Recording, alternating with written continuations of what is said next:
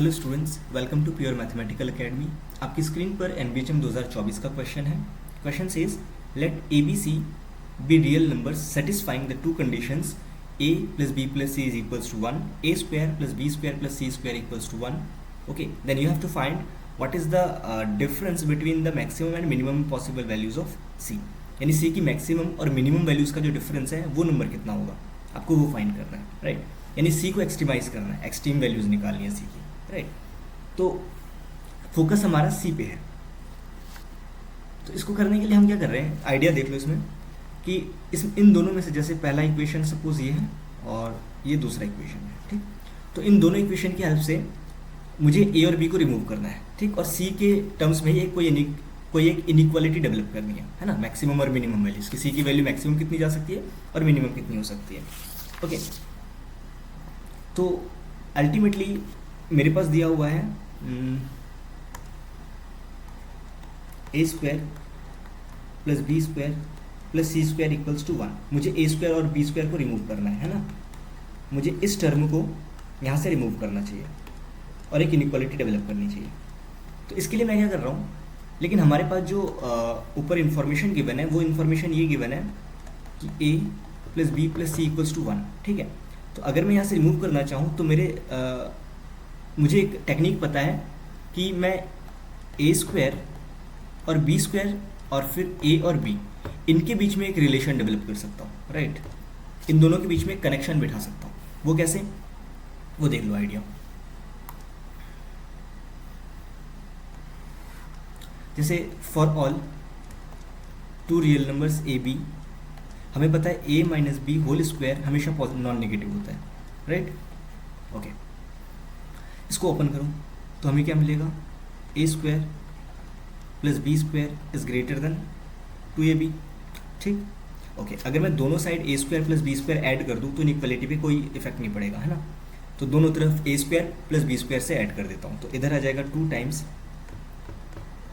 ए square plus B square, और इधर अगर A square plus B square से ऐड करता हूँ, मतलब दोनों तरफ A square plus B square add कर दिया है, ठीक है।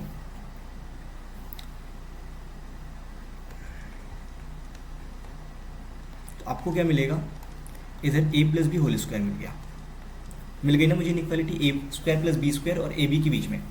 तो इनइक्वालिटी क्या बनी, a plus B whole square divided by 2, right.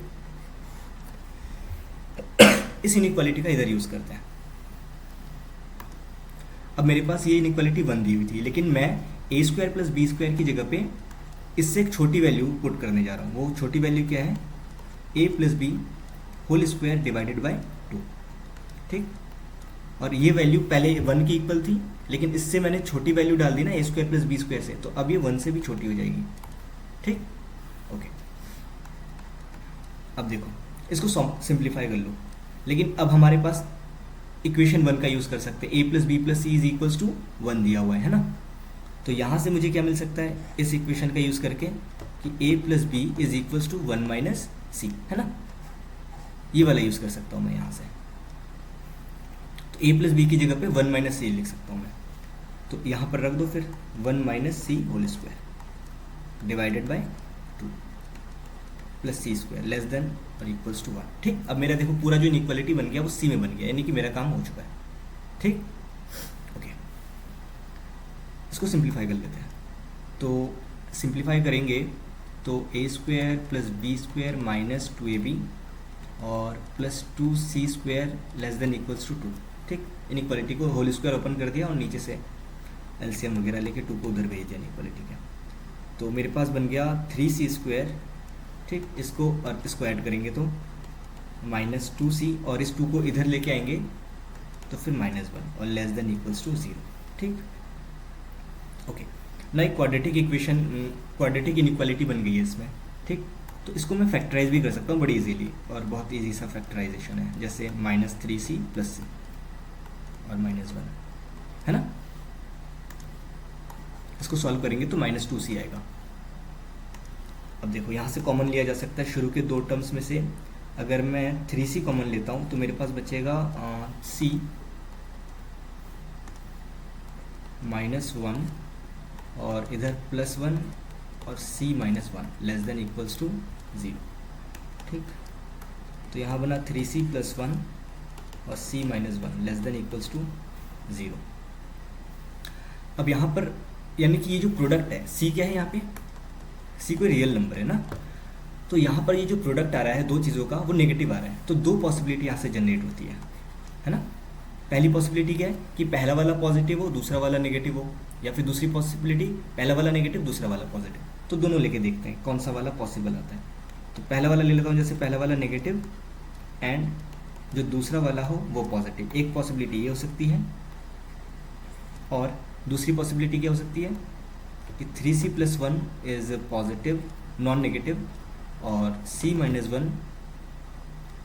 Is non positive. Okay, तो यहाँ से क्या मिलेगा, यहाँ से मिलेगा c इज़ लेस देन और equals to -1/3 and c is greater than equals to 1। याद करें कि यहाँ पे कौन से पॉइंट्स मिल रहे हैं मुझे, अगर ये -1/3 है और ये 1 है रियल नंबर पे, तो c की वैल्यू 1 से बड़ी है ना, यानी कि ये सारी वैल्यूज़ मिल रही है, इधर वाली सारी 1 से बड़ी, और एंड लिखा हुआ है। इसके साथ साथ c को ये वाली कंडीशन भी होल्ड करनी चाहिए इधर, यानी कि ऐसे रियल नंबर जो 1 से बड़े भी होते हो और -1/3 से छोटे भी होते हो।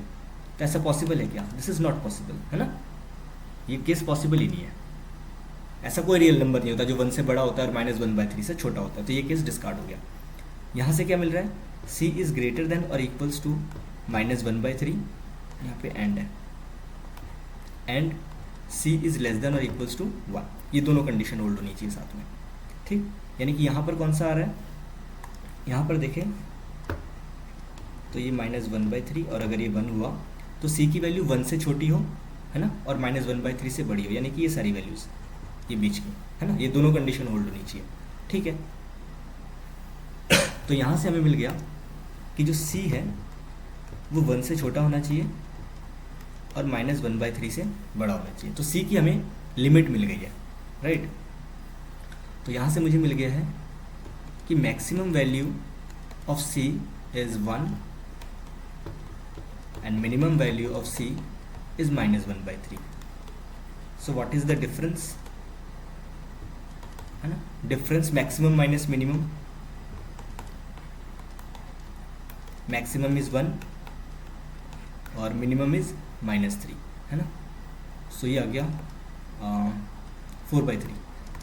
ठीक, तो जो आंसर है इसका दैट इज़ 4/3। मैक्सिमम और मिनिमम वैल्यूज़ का जो डिफरेंस है दैट इज़ 4/3।